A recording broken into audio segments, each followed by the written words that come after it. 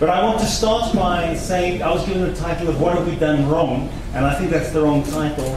I agree with Adam.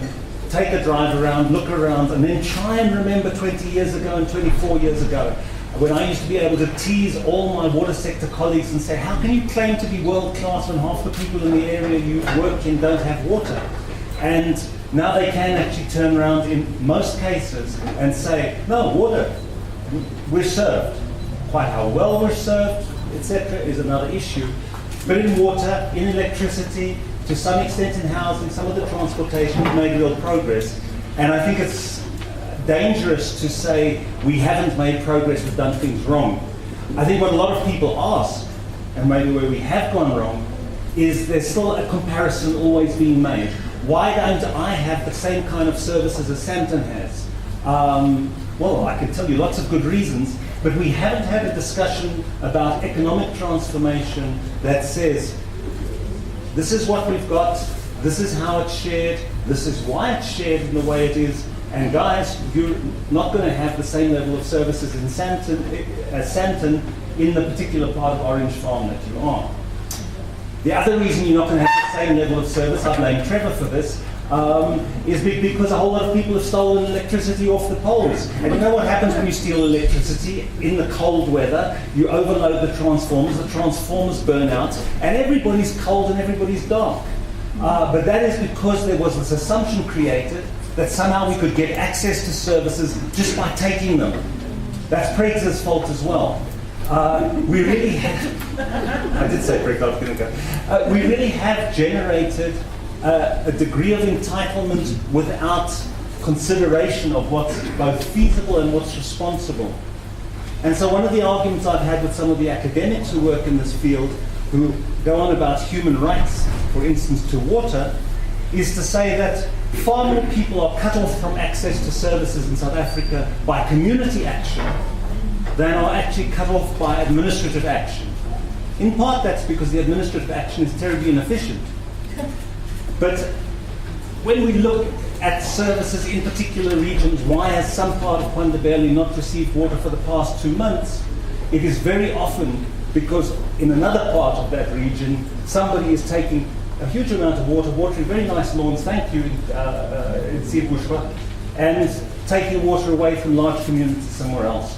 So I say, yes, we've achieved a great deal, but there are some challenges emerging. I think it's useful to look at the nature of those challenges and where they've come from, because then we can begin to focus on what to do with them. One of the areas, and I've put this in the notes because I was asked to provide some notes, and I thought, okay, let's be lazy and just take the latest newspaper article. One of the problems that we do have is that we constitutionally gave to local government a degree of autonomy for two sets of reasons, one good and one bad. The good set of reasons was to say we want to create local, democratic local structures where people can participate and decide how they want to run things and take part in that. Good approach. The other side of the story was that there were minority groups who hoped that they could draw boundaries around local governments and take control of them and avoid the implications of 1994 in democracy. The consequence, though, is that it is quite difficult for parties outside of local government to intervene in local government. The parties that can, and when I say parties, I mean agencies, institutions, the institutions that can intervene tend to be the provincial governments. They've got the constitutional ability to intervene. There's only one problem. The entire political support for the PEC at a province comes from local party structures. So if you go and chuck out the mayor and the councillors in one municipality, you're probably chucking out your support base. Politicians don't work like that. And if National now wants to try and intervene in the municipality, they've got to go through amazing constitutional hoops. Andres, I can't leave you out, designed by lawyers and deputy ministers in places like constitutional development. It becomes very difficult then to set up a political framework where if there's poor performance, there's potential to intervene. 2 minutes. Thank you. So there's a lot of areas where we need to intervene, but we need to intervene strategically.